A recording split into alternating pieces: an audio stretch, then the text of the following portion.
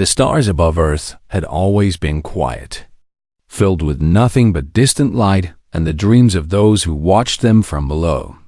But on that cold morning in December, the silence ended forever. Fleet Commander Thyric stood on the bridge of his flagship, the crystalline blade, watching the blue and green world grow larger on his display screens. And he felt the familiar boredom that came with every new conquest spreading through his chest like a dull ache. The Valorian Dominion had crushed 17 civilizations beneath its boots, and not once had Thyric faced anything that could be called a real challenge, because every species they encountered followed the same pattern of fear, desperation, and finally surrender. His second-in-command, a thin female named Syra, approached with a data tablet clutched in her four-fingered hands. "Commander, our scans of the planet are complete," she reported, her voice carrying the same dismissive tone that every Valorian used when discussing primitive worlds.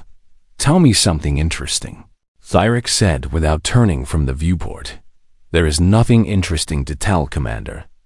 As the dominant species has achieved basic space travel, but remains confined to their home system. Their weapons are chemical and nuclear-based, and their largest vessels are smaller than our shuttlecraft." Thyric allowed himself a small laugh that echoed through the silent bridge. "How many ships in our fleet, Syra?" 347 warships, Commander. Though I suspect we could conquer this world with a single destroyer if we wished. The armada hung in space like a cloud of gleaming death, each crystalline ship reflecting the light of the yellow sun. And together they represented more firepower than most civilizations encountered in their entire existence. Thyric finally turned from the viewport and walked to his command chair, settling into it with the casual confidence of a predator who had never known the taste of defeat. "Open a channel to the planet," he ordered. The communication officer worked quickly, and within moments the channel was open, broadcasting to every receiver on the world below. "Attention, inhabitants of the third planet," Thyric began, his voice booming with practiced authority. "I am Fleet Commander Thyric of the Valorian Dominion, and your world now belongs to us. As you have one planetary rotation to surrender all military assets and government control, and resistance will result in the complete destruction of your largest population centers." He gestured for the channel to close and leaned back in his chair. "Now we wait for the panic," he said to Syra with a smile, but the panic never came. Minutes passed, then hours, and the communication channels from Earth remained strangely quiet, with no desperate pleas for mercy, no threats of retaliation, and no tearful leaders begging for their people. Instead, a single transmission reached the crystalline blade. Calm and clear and utterly unexpected. "We acknowledge your presence," the human voice said, speaking in a tone that carried no fear whatsoever. "Please hold." Syra looked at her commander with confusion written across her angular features. "Please hold?" she repeated. "What does that mean?" Thyric felt the first tiny seed of unease plant itself in his stomach.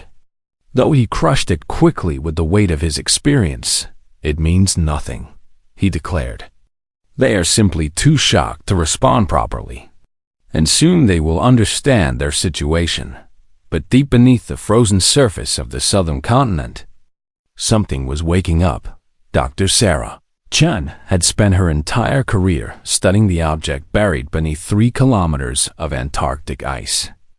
And in all that time, she had never seen it do anything except exist. Massive and silent and impossible. Now alarms were screaming throughout the underground facility as the object began to move for the first time in human memory. "What is happening?" shouted General Morrison, the military commander assigned to the site. As he rushed into the main observation room, Sarah was staring at her screens with wide eyes and trembling hands. "It heard them," she whispered. "The transmission from the alien fleet reached the object somehow. And now it is responding." "Responding how?" The ground shook beneath their feet, And Sarah pointed at the main display where camera feeds showed the impossible happening. The object was rising. It was a ship. They had always known that much. Though its design matched nothing in human history, and its materials defied every analysis they had attempted over the decades of study. The quantum dating results had been dismissed as errors at first, because no one could accept that the ship was older than the planet itself, older than the sun, older than anything had any right to be. Now that ancient vessel was climbing through kilometers of ice, as if the frozen water was nothing but air. And the surface of Antarctica cracked and split as something emerged that had been sleeping since before life existed on Earth. Thyric saw it on his sensors before he saw it with his eyes. And what his sensors told him made no sense at all. "Commander," his science officer said in a voice that had lost all its confidence, "I am detecting an object rising from the planet's surface, but our instruments cannot identify its composition, and its energy signature does not match any known technology. Show me." Thyric commanded. The main view screen shifted to display the southern continent of the planet, and Thyric watched as the ice split apart to reveal something dark rising into the sky. It was a ship, angular and black and somehow wrong in a way that made his eyes hurt to look at it directly. And it was massive beyond anything he had expected from this primitive world. "Run the dating scan," Thyric ordered. His voice no longer quite so steady. The science officer worked frantically at his console, ran the scan 3 times, and then turned to face his commander with fear naked on his face. "Commander, according to quantum decay analysis, that vessel is approximately 4.7 billion years old." Silence fell across the bridge like a physical weight. 4.7 billion years was older than this planet, older than this solar system, older than the Valorian Dominion by a factor that made their entire civilization seem like a brief flash of light in an endless darkness. The ancient ship rose fully from the ice and hung in the atmosphere. 5 kilometers of black metal that seemed to drink the sunlight rather than reflect it. And from its hull came a transmission that reached every ship in the Valorian fleet simultaneously. "Children of the Dominion," the voice said, ancient and calm and carrying weight that no living being could match. "You have come to a world under my protection, and I am giving you this single warning. Leave now, because this is not a negotiation, and there will be no second chance."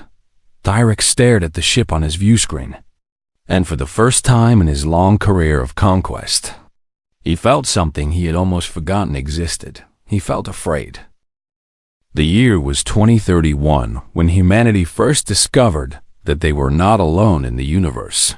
Though the truth was far stranger than anyone had ever imagined, Dr. James Walker led a team of researchers deep into the Antarctic ice, following geological readings that made no sense according to everything they knew about the continent. And after 3 weeks of drilling through frozen darkness, they found it. The wall was smooth and black and warm to the touch, despite being surrounded by ice that had existed for millions of years. And when James placed his hand against its surface, he felt something like a heartbeat pulsing beneath his palm. "This is impossible," whispered his colleague Maria, her breath forming clouds in the freezing air. Nothing should be down here, but something was. It took humanity 60 years to open the first door. 60 years of study and experimentation and failure after failure, until finally a young engineer named David Chen discovered that the lock responded not to physical force, but to human DNA.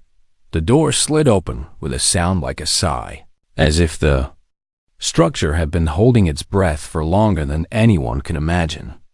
And what they found inside changed everything humanity believed about their place in the cosmos. The chamber beyond was vast and filled with soft light that seemed to come from nowhere and everywhere at once. And on the far wall, carved in symbols that somehow translated themselves into every human language simultaneously, was a message for the children of Soul.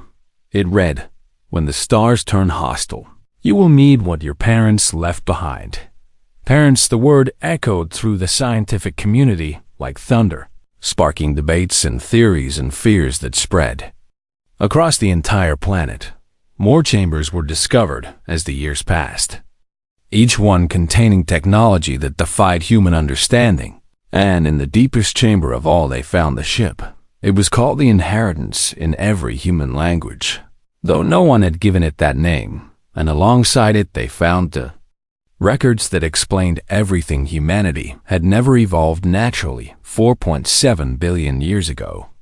When the Earth was still a ball of molten rock, cooling in the darkness of space, visitors came from beyond the stars. They called themselves the progenitors. And they were ancient beyond measure, having witnessed the birth and death of galaxies, having built civilizations that spanned entire clusters of stars, having achieved things that would seem like magic to any younger species. But the progenitors were dying. A war had been fought across the universe, a war against an enemy that consumed everything it touched. And the progenitors had lost, their cities burned, their fleets shattered, their people scattered to the cosmic winds, and in their final days, they made a choice that would echo across billions of years. They would not let hope die with them across 1,000 worlds.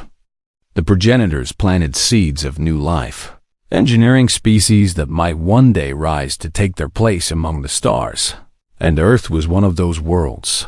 The primitive primates that would one day become humanity were shaped by progenitor hands.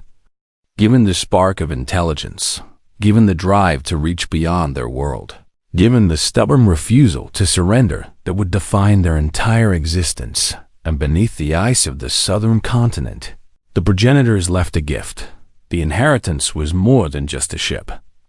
Though it was certainly that, measuring 5 kilometers from bow to stern and containing weapons that operated on principles human physics could not explain.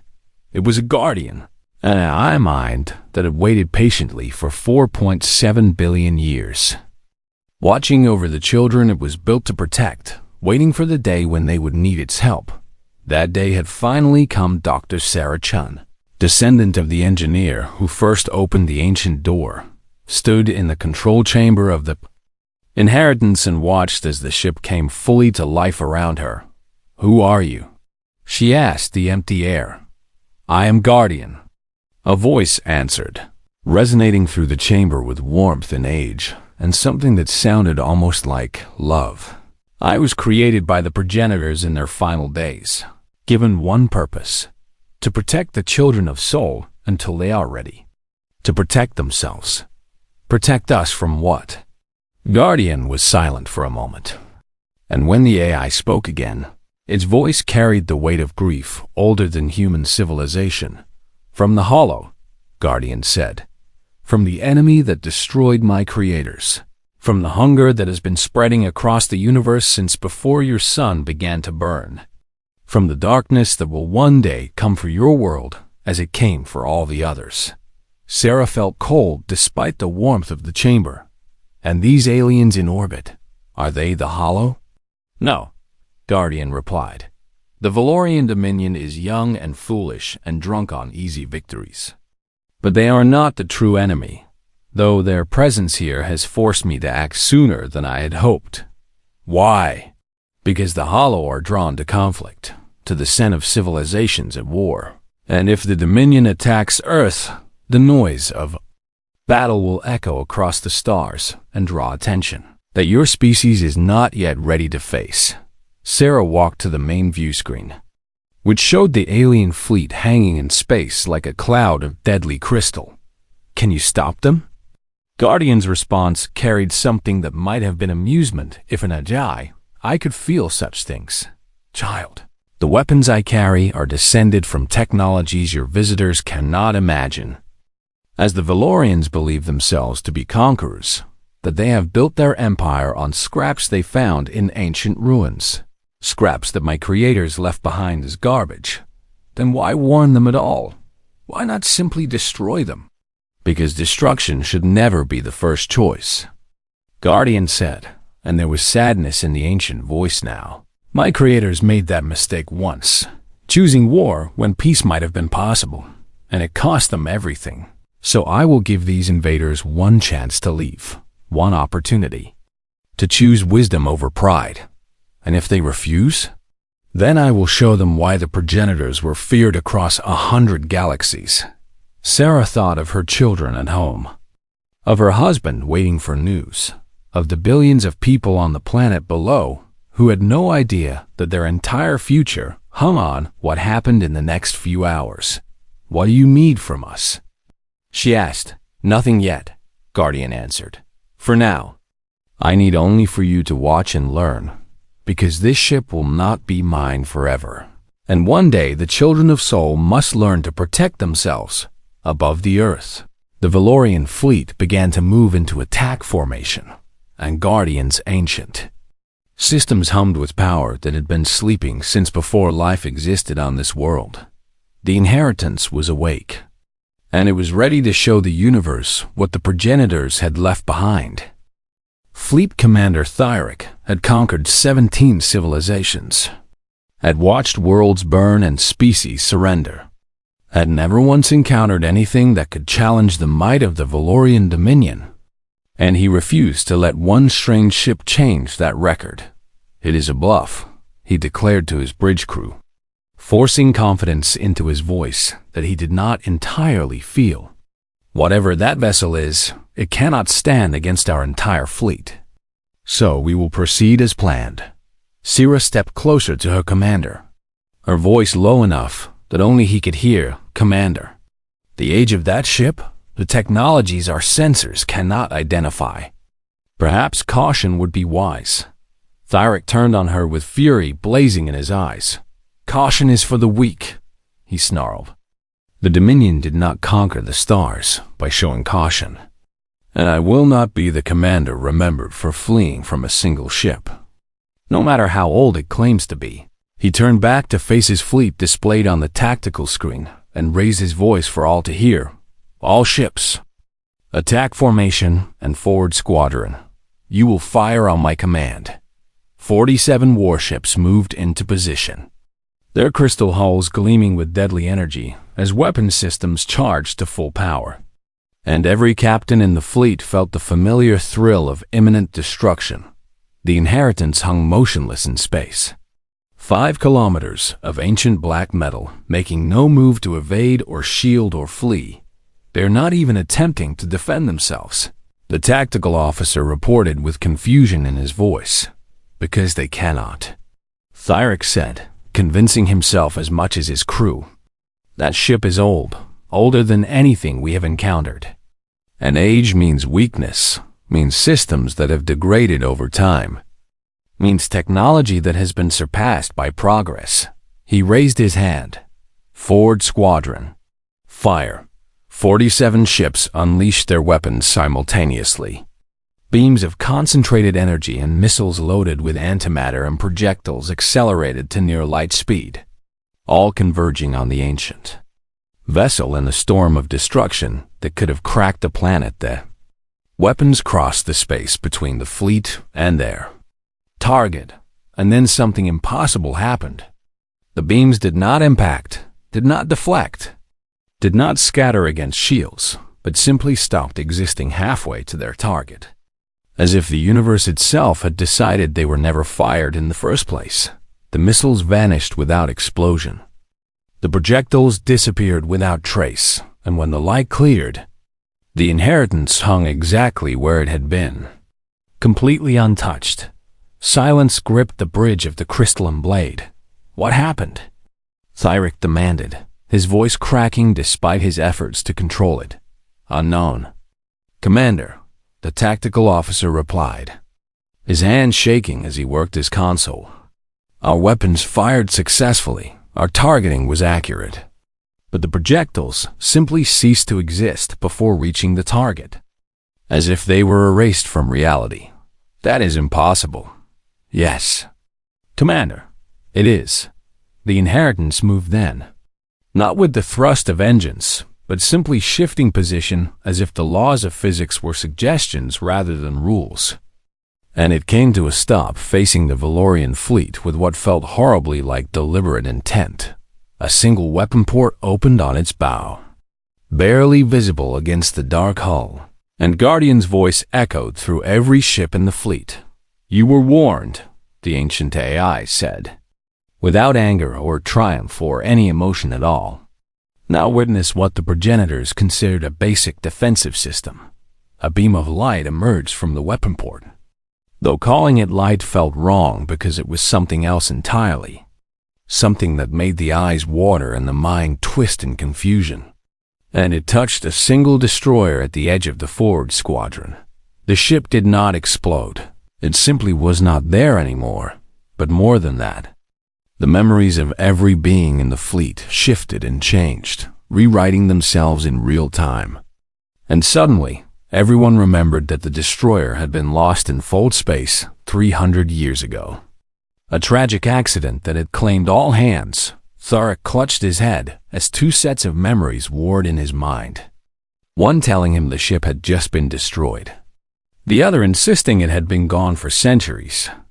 And the dissonance was agony. "What did you do?" He screamed at the view screen. "I removed it from the timeline," Guardian explained calmly. The ship and its crew never existed in this present. It raced backward through causality, to a point where their absence creates minimal disruption. That is not possible. That cannot be done. By your technology, no, it cannot be done. But your technology is built on fragments you scavenged from progenitor ruins. Scraps we left behind because they were too primitive to bother taking with us when we moved on. The inheritance drifted closer, and Tharek could feel his crew's fear like a physical presence on the bridge. Your fold drives are crude imitations of our emergency escape systems. Guardian continued.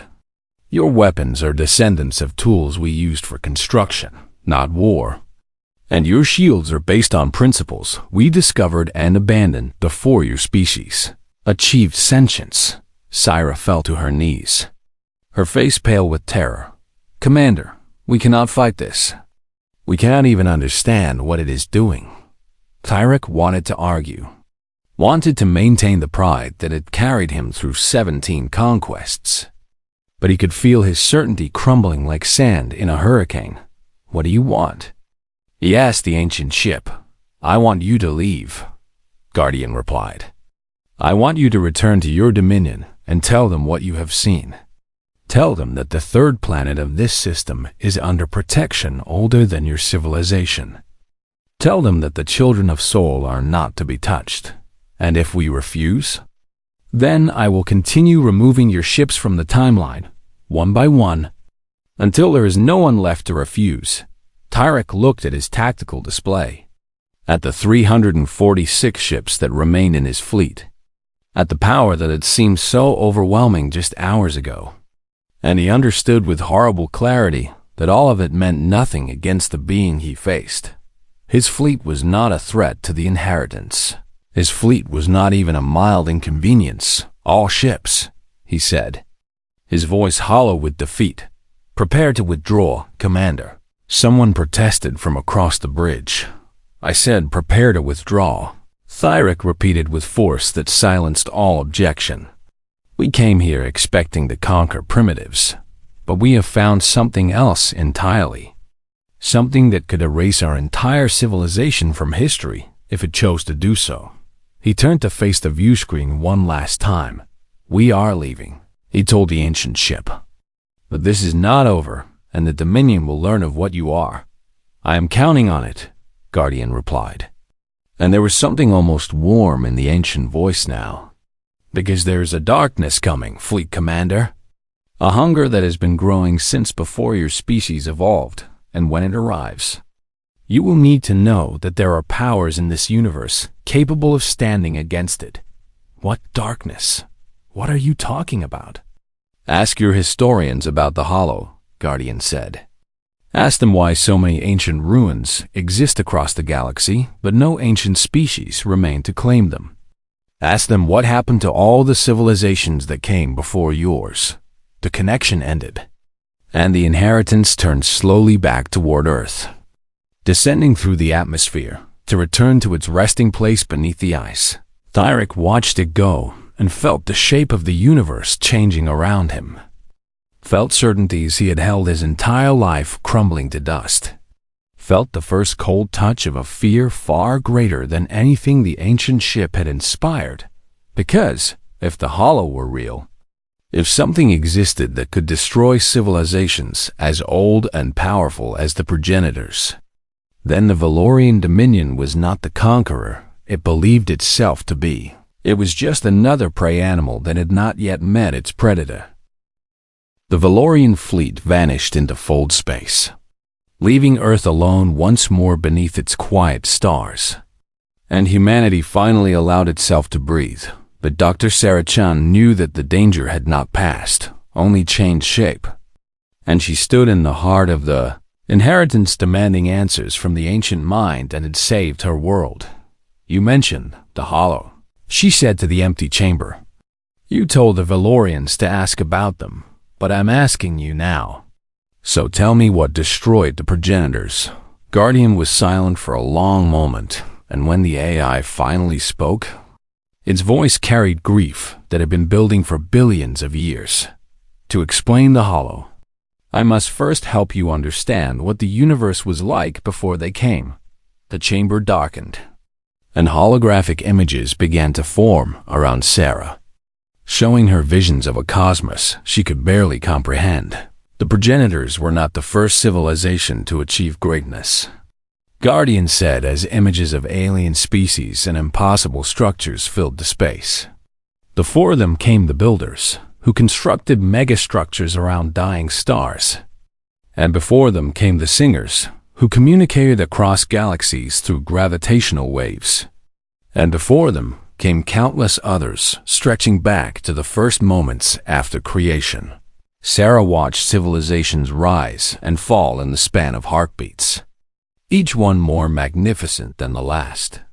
The galaxy was full of life once, Sarah-chan, full of wonder and beauty and beings who had learned to touch the fabric of reality itself. And then the Hollow came. The images changed, growing darker, showing something that made Sarah's mind recoil in horror. It was not a species. Not in any way she understood the word, but rather an absence given form. A hunger wearing the shape of darkness, spreading across the stars like a stain that consumed everything it touched. The Hollow are not alive in any meaningful sense, Guardian explained. They are entropy given purpose. The universe's tendency toward decay concentrated into a force that feeds on complexity, on thought, on civilization itself. Where did they come from? We do not know. Perhaps they were always there, sleeping in the spaces between stars. Or perhaps they were created by some ancient species that reached too far and made something they could not control. But regardless of their origin, the effect was the same. The holographic display showed civilization after civilization vanishing, not destroyed in fire and violence, but simply fading away. Their people becoming hollow shells, their cities crumbling to dust, their very histories being forgotten. The Hollow do not conquer, Guardian said. They consume, and what they consume is not matter or energy but meaning. And a species touched by the Hollow loses its purpose, its drive, its will to exist. Sarah felt cold down to her bones. How did the progenitors fight them? With weapons like the one I carry, with technologies that could erase matter from the timeline, or reshape the laws of physics, or create barriers that the Hollow could not cross. And for millions of years, the war raged across the cosmos. But you lost. Yes, Guardian admitted. We lost because the Hollow cannot be destroyed, cannot be killed, cannot be stopped by any weapon ever devised. As they simply wait and grow and spread, eternal and patient. And eventually, even the progenitors began to fade. The images showed the final days of the progenitor civilization. Great ships fleeing burning worlds, leaders making desperate decisions, hope dying star by star. In the end, my creators made a choice. And instead of fighting a war they could not win, They chose to plant seeds across the universe, engineering new species that might one day succeed where they had failed. Why did they think we could do better? Guardian's voice warmed with something that sounded almost like affection. Because you are not like the progenitors. Sarah-chan, as my creators were ancient and wise and powerful, but they had grown comfortable in their strength, had forgotten what it meant to struggle, had lost the desperate creativity that comes from facing extinction. And humans have not forgotten? Humans have never known anything else, as your entire history is a story of survival against impossible odds, of adaptation and innovation and stubborn refusal to surrender. And where the progenitors fought the Hollow with overwhelming power, you might find a way to fight them with something else. Entirely. Sarah laughed bitterly at that. We cannot even stop fighting each other. How are we supposed to face something that destroyed civilization spanning galaxies? That is precisely why you might succeed, Guardian replied. The Hollow feed on stagnation, on species that have stopped growing and changing. But humanity never stops, never settles, never accepts that any challenge is truly insurmountable. You are placing a lot of faith in a species you have been watching for only a few thousand years. I have been watching for 4.7 billion years. Sarah-chan, and in all that time I have seen nothing like humanity. Nothing that burns so brightly, or fights so fiercely, or hopes so stubbornly in the face of darkness. Sarah turned away from the holographic displays, her mind overwhelmed by the scale of what she had learned. How long do we have before the Hollow come? Unknown, as they move slowly, spreading from galaxy to galaxy over millions of years.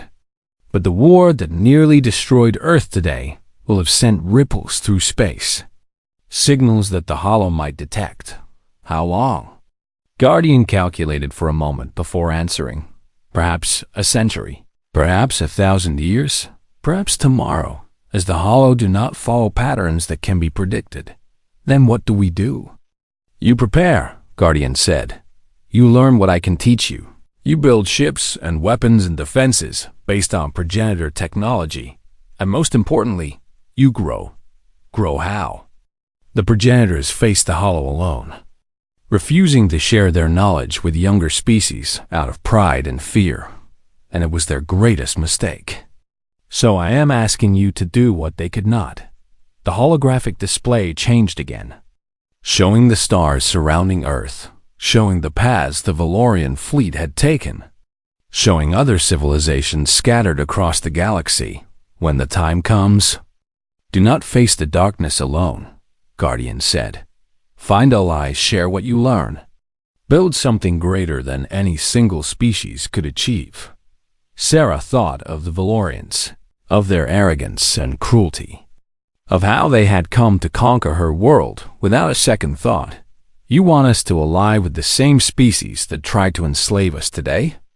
I want you to be better than my creators were, Guardian replied. I want you to succeed where they failed. And if that means forgiving old enemies and lifting up former threats, then yes. That is exactly what I'm asking. Sarah closed her eyes and felt the weight of the future pressing down on her shoulders. We are not ready for this. No species is ever ready for the challenges that define them. Sarah-chan, that has never stopped humanity before. The chamber fell silent, and Sarah stood alone with the knowledge of what was coming. The hunger that was spreading across the universe. The darkness that would one day reach Earth. But she also stood with hope, strange and fragile and stubborn. The same hope that had carried humanity through ice ages and plagues and wars and disasters of every kind. The Hollow were coming, but humanity would be waiting for them. 5 years had passed since the day the Valorian fleet fled from Earth. 5 years of frantic work and desperate learning and changes that reshaped human civilization from its foundation's ambassador Elena Chan, daughter of Sarah, who had first spoken with Guardian, stood before the gathered representatives of 12 spacefaring species, her voice carrying across the great hall of the newly constructed Stellar Assembly. You came here expecting to hear threats, she said to the assembled aliens. many of whom had been enemies of humanity just years before. You came expecting demands and conditions and the same games of power that have defined galactic politics for millennia. She paused, letting her words sink in. But we did not call you here for that. On the far side of the hall, former Fleet Commander Thyrek sat among the Valorian delegation, his once proud bearing now tempered with something that looked almost like humility. He had spent years studying the records Guardian provided, learning the truth about the Hollow, understanding that everything he had believed about the Dominion's strength was a comfortable lie. The technology we inherited from the progenitors could make humanity the dominant power in this galaxy. Elena continued, we could do what the Valorians tried to do, conquering world after world, building an empire that would last for ages. The hall grew tense with anticipation. We are not going to do that. Murmurs rippled through the crowd, confusion and suspicion mixing with something that might have been hope. Instead, we are going to share everything. Elena activated the display behind her, showing schematics and designs and scientific principles that made the gathered scientists gasp with disbelief. These are the specifications for progenitor fold drives, weapon systems, shield generators, and power sources, and as of this moment, they belong to everyone in this hall. A Kreth delegate rose to his feet, his insectoid features twisted with suspicion. Why would you give away such advantage? What do you want in return? I want you to survive, Elena replied simply. I want all of us to survive what is coming. She changed the display to show the images Guardian had shared with her mother years ago. The spreading darkness, the hollow shells of civilizations that had lost their will to exist. The endless patient hunger that was even now creeping closer to the inhabited galaxy. The hollow are real, Elena said as the gathered delegates watched in growing horror. They destroyed the species that created our technology. Species that had weapons and knowledge beyond anything we can imagine. And they did not defeat the progenitors in battle. Then how? Thyrek asked, his voice rough with emotions he could not name. They waited. And they spread. And they consumed meaning and purpose and hope until there was nothing left to fight them. The hall fell silent. The progenitors made one critical mistake. Elena continued. They faced the hollow alone, keeping their knowledge and their power to themselves. Believing that they were strong enough to win without help, she looked around the hall, meeting the eyes of beings from a dozen different worlds. We are not going to make that mistake. In the months that followed, human engineers worked alongside Valorian scientists and Kreth, builders and experts from every species, willing to join the effort. The first new ship to incorporate progenitor technology was not human at all, but a Valorian destroyer modified with fold drives that could cross the galaxy in hours instead of weeks. Thyrek stood on its bridge as the ship completed its maiden voyage, and he felt something he had never experienced in all his years of conquest, pride in something other than victory. You could have kept this for yourselves, he said to the human engineer who had overseen the modifications. A young woman named Maria, who reminded him painfully of his own daughter. We could have, Maria agreed. But my grandmother used to tell me stories about how our ancestors survived ice ages by huddling together for warmth. How they built civilizations by sharing knowledge and resources. How every great achievement in human history came from cooperation rather than conquest. Your people are strange. Yeah, Maria smiled. We get that a lot. The human alliance grew rapidly, though calling it human was increasingly inaccurate as more species joined and contributed their own knowledge and perspectives.